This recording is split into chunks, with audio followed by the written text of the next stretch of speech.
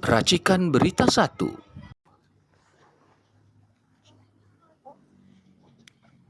Oke, selamat siang. Assalamualaikum warahmatullahi wabarakatuh. Saya dalam rangka mencari fakta di Morowali tentang bagaimana kolaborasi perampok-perampok negara antara pejabat dengan pengusaha.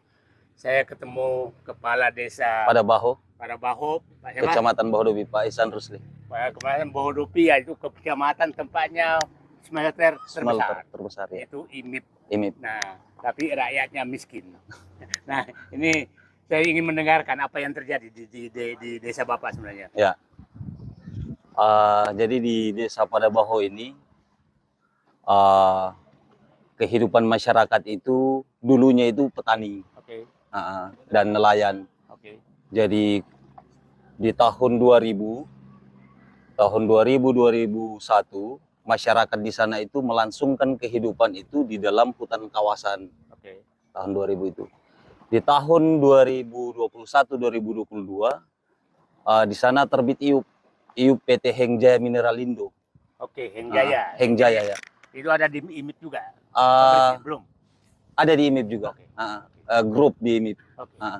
Ya, PT Hengjaya Mineralindo ini masuk di Desa Padabaho. Pertama, saya selaku kepala desa belum pernah tahu mereka pernah turun sosialisasi satu kali pun, tidak pernah. Setelah kami mengetahui masyarakat bahwa di dalam hutan kawasan itu perkebunan warga, di situ ada IUP. Oke. Di tahun 2021 itu ada IPKH, kemudian itu sebagai jalur perlintasan dari Desa Tangova, ke IMIP. Di situ Tangopa tuh ambil Kecamatan Bahodopi, pengambilan or. Oke. Jadi melintasi di Desa Padabaho. Di sana itu perkebunan warga itu digusur, tanam tumbuhnya dirusak. Oke. Setelah kami atas nama pemerintah mencoba melakukan upaya komunikasi, diskusi dengan pihak perusahaan, perusahaan katakan bahwa mereka sudah punya IPKH dan mereka sudah punya izin, sedangkan rakyat tidak punya izin. Oke. Nah, saya berpandangan bahwa tidak mungkin negara mengabaikan yang menjadi kepentingan rakyat karena ada kelangsungan hidup di sana. Oke. Kurang lebih 25 tahun yang lalu sampai sekarang. Nah, setelah kami bawa perkaranya ke DPR, di hadapan pemerintah kita RDP, di hadapan pemerintah dan di hadapan DPR, Hengjaya katakan begini, saya tidak mau bayar. Dengan gaya Arogansinya, justru saya melihat bahwa negara sudah tidak dihargai oleh pengusaha ini. Oke. Atau dia merasa sudah membeli. Merasa Membeli bahwa penguasa. sudah membeli. Iya. Kecuali kepala desa. Ya, setelah itu kita coba lakukan upaya-upaya. Memang bahwa Hengjaya ini betul-betul tidak punya etikat baik, saya lihat. Oke. Sungai kami sudah keruh. Air kemarin, air bersih warga, saya sudah pindahkan itu tempat pengambilannya karena akibat daripada itu juga. Tidak ada sama sekali ganti apa? Tidak ada. Menurut salah satu anggota atau manajemen di PT Hengjaya katanya pernah membayarkan ada 4 orang. Tetapi yang dibayarkan ini ada satu dibayarkan cuma 10 pohon. Ya. Kemudian yang satunya ada 30 pohon, yang lainnya itu ada yang 5 pohon sampai 7 pohon. Pohon Tanam tumbuhnya. Sesuai dengan yang ditebang. Sesuai dengan yang dilintasi. Oke. Sementara efek dan dampak daripada aktivitas ini, akses masyarakat itu tertutup. Jadi masih ada kurang lebih puluhan hektar itu di lintasan sebelah, kiri jalan, itu sudah tidak terakses. Itu dia cuma akses atau ngambil or juga di situ? Menambang batu juga. Menambang batu juga. Menambang batu untuk IMIP. Dugaan besarnya masih ada kurang lebih puluhan hektar itu di lintasan sebelah, kiri jalan, itu sudah tidak terakses. Itu dia cuma akses atau ngambil or juga di situ? Menambang batu juga. Menambang batu juga. Menambang batu untuk IMIP. Dugaan besarnya bahwa ini kurang lebih 3 tahun mereka menambang di situ. Menurut informasi disampaikan ke kami, katanya itu untuk pemanfaatan jalannya. Oke. Sementara jalan ini sudah kurang lebih 2 tahun selesai. Oke. Pertanyaannya, nggak dipakai-pakai. Jalan itu nggak dipakai? Dipakai. Oke. Pertanyaannya batu itu masa tidak dikomersil? Ya, ya, ya. Nah ini harus memang betul-betul diinvestigasi betul. Nah. Kepastiannya apakah benar betul-betul mereka Tapi komersialisasi atau Pak, tidak. siapa namanya tadi? Ihsan Rusli. Pak Islan ini Bapak tuh kepala desa aneh menurut saya. Kepala desa lain justru tidak ada yang melawan pengusaha supaya dia kaya. Kok Bapak aneh? Benar Pak. Jadi sebenarnya bukan aneh, tetapi kepala desa ini ada beberapa kepala desa dan perangkat desa termasuk BPD telah disok terapi.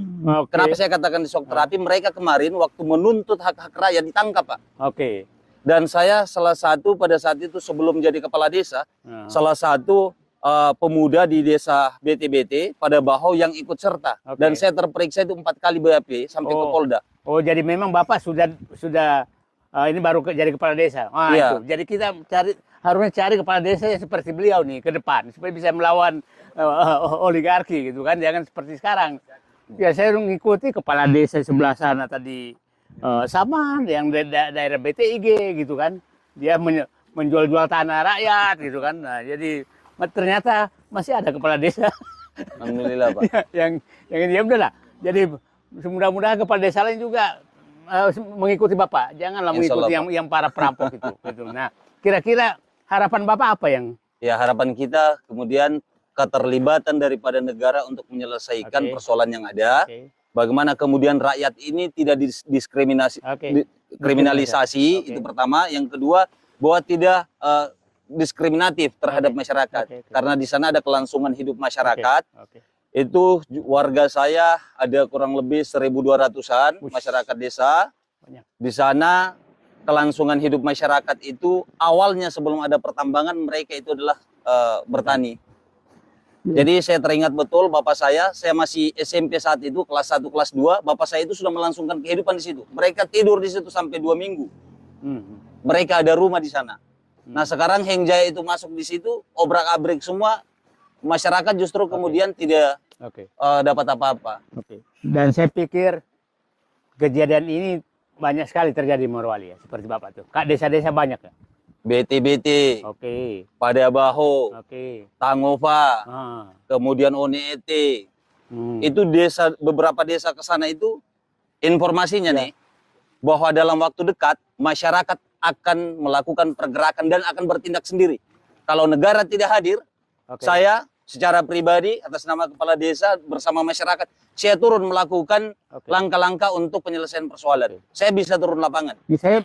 Saya lagi ingat Pak Holid di Tangerang, wajah Bapak juga mirip. Jadi memang jadi ini di Morowali ini ketemu saya ini. Jadi ya insya Allah perlawanan. Ya kan mirip kan. Nah, jadi sekarang itulah apa namanya? Tinggal kasih ini. Jadi sekarang saya di Banten teman Pak Holid. Nah, ini ada teman saya di sini berjuang di Morowali. Pak siapa? Ihsan Rusli. Pak Ihsan Rusli. Nah, itu jadi kelihatannya insya Allah kita harapkan Pak Prabowo betul-betul melihat karena ini sangat sistematis di Morowali ini, dan saya katakan puncak perampokan sistematis sumber daya alam di Indonesia itu Morowali, dan saya pikir ini hanya menunggu Morowali bisa lenyap dan rakyatnya jatuh miskin kalau ini tidak diselesaikan. Itu saya pikir. Nah, ini terus berjuang kepada seluruh kepala desa di seluruh Indonesia. Contohlah kepala desa Pada Baho, Pak siapa? Ihsan Rusli. Pak Ihsan Rusli, teman seperjuangan. Oke, siap.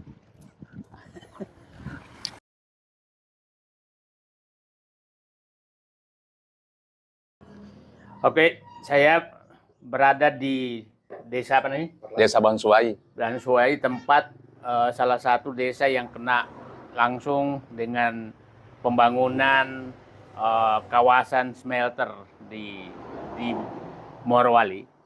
Dan Bapak, kita harus tahu bahwa smelter ini adalah dibungkus dengan kata hilirisasi.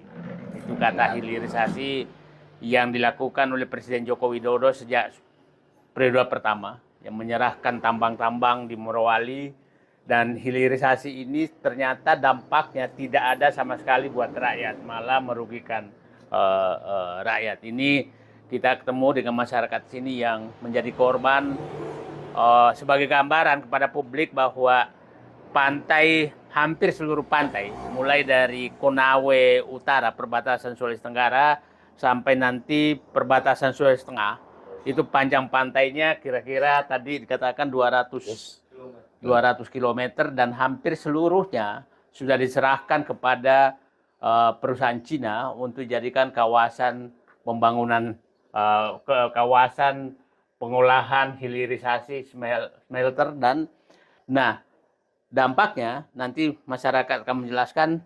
Kalau dampak di atasnya sudah jelas bahwa itu diambil semua oleh mereka. Sekarang ini dampak terhadap masyarakat yang selama ini hidupnya dari laut, yaitu nelayan dan rumput laut. Dan ini sepertinya sudah akan kehilangan mata pencaharian sepanjang hidupnya, sepanjang masih ada pembangunan smelter ini. Ya, silakan Pak menjelaskan kira-kira apa yang nah, jadi saya akan berharap setelah menjelaskan nanti saya bisa mengambil kesimpulan apa yang harus dilakukan oleh Presiden Prabowo untuk memperbaiki kehidupan ini. Silakan Pak. Jadi pertama-tama dampak Pak. Nama Bapak apa? Nama saya perkenalkan Jabar, dipanggil Pak Jabar. Kebetulan saya berkaitan dengan pemerintah desa. Oke. Jadi hari ini saya undang masyarakat saya untuk hadir di sini. Yep. Sama-sama dengan beliau. Jadi pertama-tama dampak ini merusak pencarian orang di sini Pak. Pertama orang perumpu laut dengan yang pemasang itu karamba yang memancing. Oke. Nah, ini sudah 2 tahun Pak. Ya 2 tahun ya. 3 tahun. Tidak pernah mengelola lagi kerja di situ Pak. Ini hari-hari mau makan, kewajiban kami negara mau membayar pajak. Duitnya ini gimana? Tidak ada juga. Sampai sekarang perusahaan itu, bupati dari dinas itu cuma menjanjikan begitu doang Pak. Sampai sekarang cuma bohong saja. Oke. Jadi ganti rugi yang tidak diganti rugi Pak, dijanji-janji saja. Apalagi kehilangan mata pencarian. Iya. Kan? Oke. Terus lanjut. Setelah itu kami lakukan demo di kantor camat Pak. Tidak juga ada reaksi. Bahkan kami sudah didatangkan juga polisi situ, pengamanan apa segala. Kami tetap tunduk Pak karena kami tahu aturan supaya kami juga kesian bisa dibayar. Gitu Pak. Nah, sampai sekarang pertanyaannya itu bupati yang PJ sekarang itu bahasa di sini Aripor, nanti Pi dia bilang. Cuman begitu-begitu saya sampai sekarang Bapak hadir sini belum terbayar. Oke. Nah, gitu.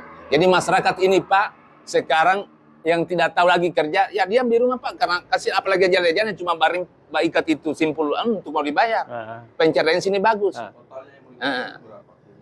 Dulu totalnya itu M juga Pak. Berapa puluh miliar? Ini saya belum coba bagaimana. 20 miliar lebih ya? Berapa miliar? Ya itu kan yang ada mereka ini. Belum. Punya fakta di lapangan kalau diganti rugi 30 lebih miliar. 21 miliar ya? 21 miliar. Ya. 21 miliar. Ya, Itu hanya pengganti rugian yang ada sekarang kan. Ya. Bukan kehilangan mata pencarian sepanjang hidup. Tuntutan masyarakat budaya kemarin itu 1 miliar khusus desa Konsuai. Hanya satu desa. Ya. Cuman kemarin